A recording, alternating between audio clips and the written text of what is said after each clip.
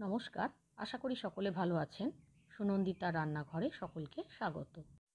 আজ কলার থোড় দিয়ে নিরামিষ একটা রেসিপি আপনাদের সঙ্গে শেয়ার করব, যেটা গরম ভাতের সাথে খেতে যেমন সুস্বাদু হয় তেমন রান্না করাও খুবই সহজ। আপনি যদি এখনও আমার চ্যানেল সাবস্ক্রাইব করে না থাকেন তাহলে অনুরোধ করছি আমার চ্যানেলটা সাবস্ক্রাইব করে দেওয়ার জন্য, আর পাশের বেল বাটনটা অবশ্যই ক্লিক করে দেবেন যাতে আমি নতুন রেসিপি আপলোড করলে আপনার কাছে নোটিফিকেশান পৌঁছে যায়। রেসিপিটা সম্পূর্ণ দেখার অনুরোধ জানিয়ে শুরু করছি। কলার থোড় কাটা একটু কঠিন। কলার থোড়ের ভিতরের অংশটা নিতে হয়, তারপর সেটাকে চাকচাক করে কেটে তার থেকে আঁশটাকে আলাদা করতে হয়, তারপর ছোট করে কুচিয়ে জলে ভিজিয়ে রাখতে হয়। আমি এখানে এইভাবে কুচিয়ে জলে ভিজিয়ে রেখেছি, আপনারা আরও ছোট করেও কুচিয়ে নিতে পারেন। তারপর 1 চা চামচ হলুদ গুঁড়ো দিয়ে থোড়টাকে আমি বেশ খানিকক্ষণ ভিজিয়ে রেখেছি, যাতে থোড় থেকে কষটা বেরিয়ে যায়। রান্নায় যে গুঁড়ো মশলা ব্যবহার করব তার একটা পেস্ট আমি বানিয়ে রাখছি, তাই একটা বাটিতে নিলাম 1/2 চা চামচ ধনে গুঁড়ো, 1/2 চা চামচ কাশ্মীরি লঙ্কার গুঁড়ো, 1/2 চা চামচ হলুদ গুঁড়ো। অল্প জল দিয়ে এর একটা পেস্ট আমি বানিয়ে রাখছি। গুঁড়ো মশলার পেস্ট বানিয়ে রান্না করলে অনেকটা বাটা মশলার মতোই স্বাদ হয়। বেশ খানিকক্ষণ হলুদ জলে ভিজিয়ে রাখার পরে থোড়টাকে আমি জল থেকে তুলে অন্য একটা পাত্রে নিয়ে নিলাম। তারপর এটাকে আমি একটু চটকে নেব, তবে চটকে না নিলেও কোনো অসুবিধা নেই।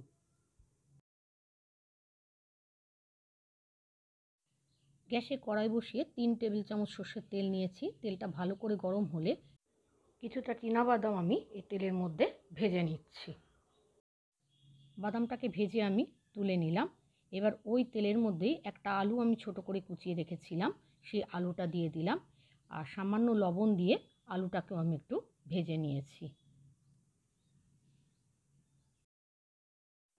গ্যাসের ফ্লেমটাকে মিডিয়ামে রেখে আলুটাকে আমি 2 মিনিট ভেজে নিয়েছি। 2 মিনিট বাদে আমি আলুটাকে তুলে অন্য একটা পাত্রে রেখে দিলাম। আলুটা তুলে নিয়ে কড়াইতে যে তেল আছে তাতে ফোড়নে দিয়েছি একটা তেজপাতা, 2টো ছোট এলাচ ফাটিয়ে, 2টো লবঙ্গ, কিছুটা দারচিনির টুকরো আর 1/2 চা চামচ গোটা জিরে। এবার ফোড়নটাকে আমি একটু ভেজে নিচ্ছি। ফোড়নটা ভাজা হলে তার থেকে সুন্দর গন্ধ বেরোলে যে মশলার পেস্টটা আমি করে রেখেছিলাম সেটা কড়াইতে দিয়ে দিলাম। মশলাটাকে কিছুক্ষণ একটু কষিয়ে নিয়েছি। তারপর আমি বাটা মশলা দিলাম 1.5 চা চামচ আদা বাটা, 1 চা চামচ জিরে বাটা, আপনারা জিরে গুঁড়ো দিতে পারেন, আর দিলাম আন্দাজ মতন লবণ আর 1 চা চামচ চিনি। এটা যেহেতু নিরামিষ রান্না, একটু চিনি দিলে ভালো লাগে। এবার বাটা মশলাগুলো দেওয়ার পরও এটা একটু কষিয়ে নিয়েছি। তারপর কিছুটা নারকেল কোড়ানো এখানে দিয়ে দিলাম, তবে এখানে নারকেল কুচিও দেওয়া যাবে, সেক্ষেত্রে নারকেল কুচিটা প্রথমে একটু ভেজে নিতে হবে। আমি মশলার সাথে নারকেল কোড়াটাকে একটু কষিয়ে নিয়েছি, প্রায় 1 মিনিট আমি কষিয়ে নিয়েছি। নারকেল না থাকলে দেবেন না, তবে নারকেল দিলে স্বাদটা ভালো হয়। তারপর আমি যে থোড়টাকে তুলে চটকে রেখেছিলাম সেই থোড়টা কড়াইতে দিয়ে দিলাম। থোড়টা দেওয়ার পরে যে আলু ভেজে রেখেছিলাম সেই আলু ভাজাগুলো এখানে দিয়ে দিলাম। এবার সমস্ত মশলার সাথে থোড় আর আলুটাকে আমি ভালোভাবে কষিয়ে নিচ্ছি। এখানে আমার একটা জিনিস দিতে ভুল হয়ে গেছিলো, লঙ্কা বাটা। আমি এখন 1/2 চা চামচ লঙ্কা বাটা দিয়ে দিলাম। তারপর থোড়, আলু আর সমস্ত মশলা বেশ খানিকক্ষণ আমি কষিয়ে নিয়েছি। গ্যাসের ফ্লেমটা কিন্তু মিডিয়ামে আছে। থোড় আর আলুকে মশলার সাথে বেশ খানিকক্ষণ আমি রান্না করে নিয়েছি। তারপর কড়াইটাকে ঢাকা দিয়ে গ্যাসের আঁচটাকে মিডিয়ামে করে দিলাম। 2 মিনিট বাদে কড়াইয়ের ঢাকনাটা খুলে আমি সামান্য জল দিয়ে দিলাম।